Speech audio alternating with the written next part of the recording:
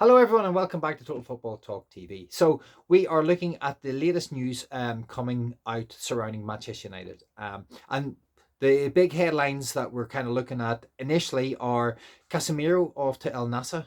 Al-Nassar, sorry.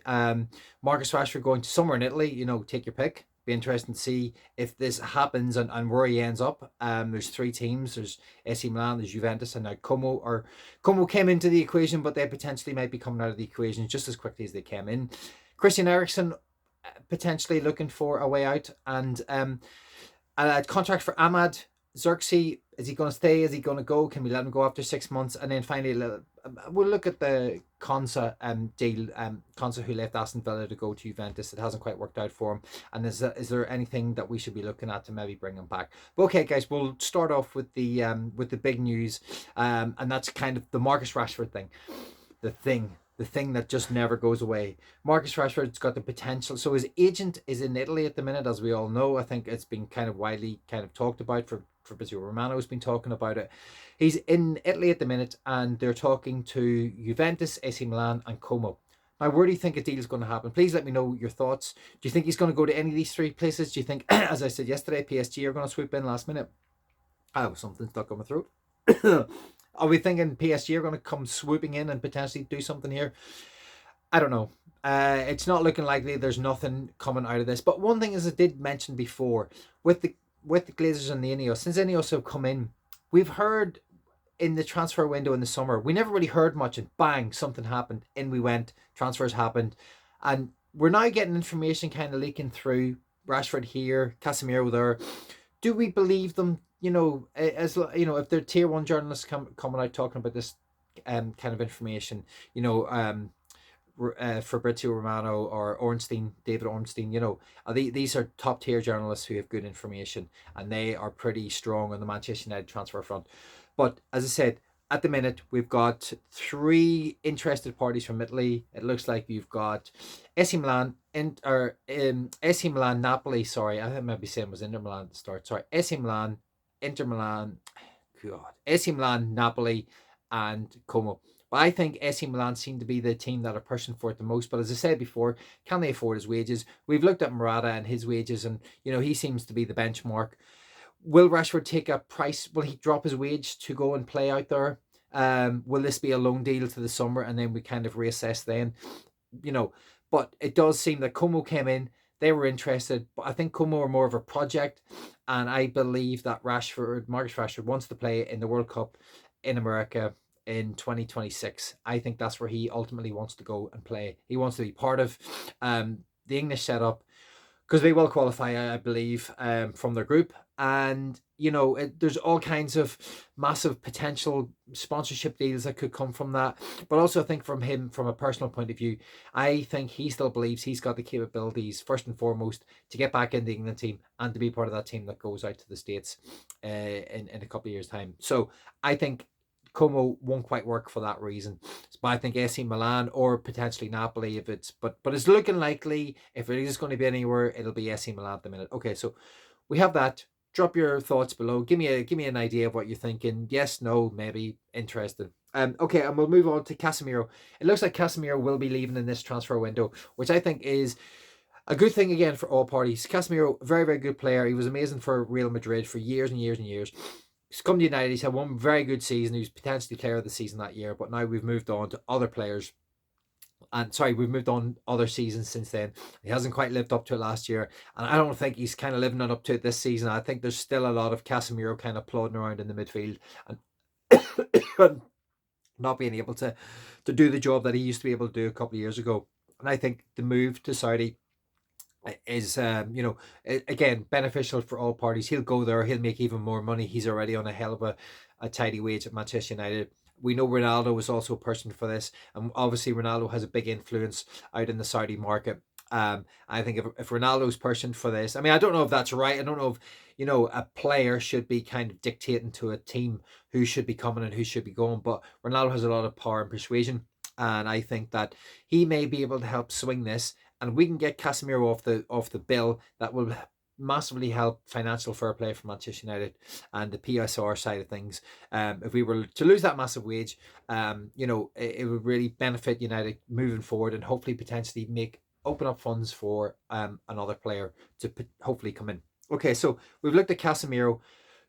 It's moving quickly. I believe that personal terms have been agreed. Now it's can the clubs do it. I'm not entirely sure how the Saudi market operates in terms of how quickly they can get things done.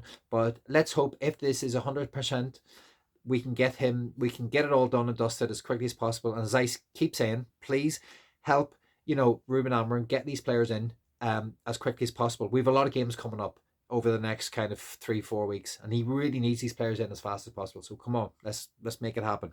Let's make this happen, Saudi and Ineos and the Glazers, obviously, because they're still heavily involved, unfortunately. Okay, so we'll look at Christian Eriksen, and Dean Jones has come out, and Dean Jones is, Dean Jones soccer is talking about Eriksen wants to leave, and I believe Eriksen, he played in the Newcastle game, and unfortunately we've seen his frailties.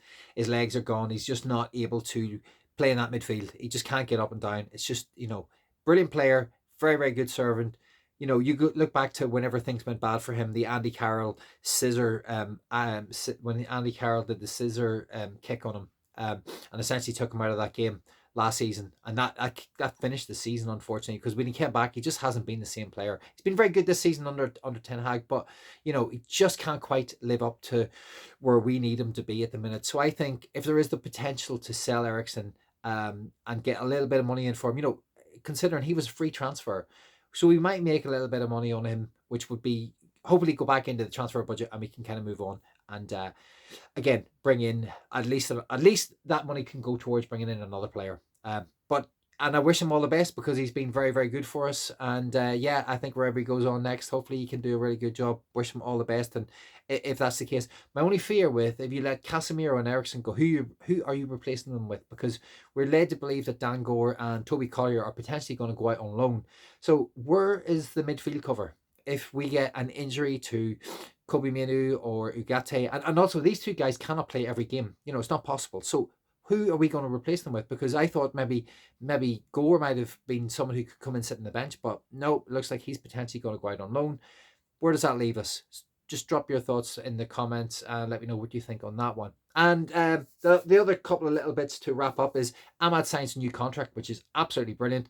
Delighted to see Ahmad signing a new contract. He's apparently one of the highest paid young players in the squad. So that means it's in and around 100 grand, I believe, which is hopefully still enough to keep him happy, but still enough to give him that hunger and desire to keep, fighting for that jersey and to keep wanting to improve and push on and help drive this team forward, because Ahmad's been an absolute, he's been very, very good this season. And I believe the kid, he's 21, so the kid has got so much more potential. It just keeps working at it, keeps his head down. I believe that he can be a very, very good player for us going forward. And that would be absolutely magic. But yeah, so good news on that. And then it's just other bits that are just Xerxes, the Xerxes thing is still up in the air. Is Xerxes going to go to Juventus? Is Xerxes going to stay? I don't know. I still think there's a bit of Ruben Amorim thinks there's might be some kind of player in him. I think potentially he could make a player out of him.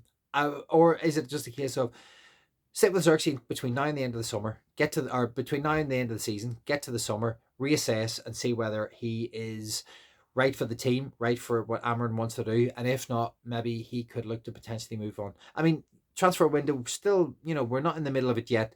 But yeah, could be interesting. And then, there is the other potential. Say he does go on loan. I don't know. Maybe he does go on loan to Juventus. Can we bring in someone? And as I said, we need midfielders. So Konsa, who was originally at Aston Villa and went to Juventus, can Konsa come in and do a job for us?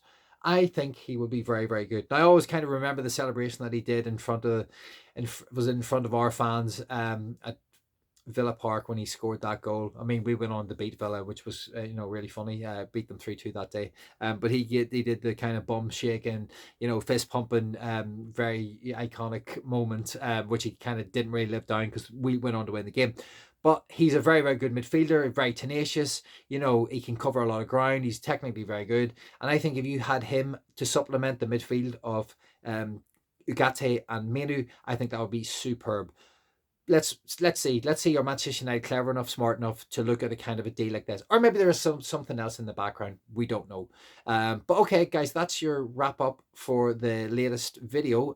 Thank you very much for the likes, the subscribes, and the viewing figures are going up massively, which is brilliant. So thank you very much.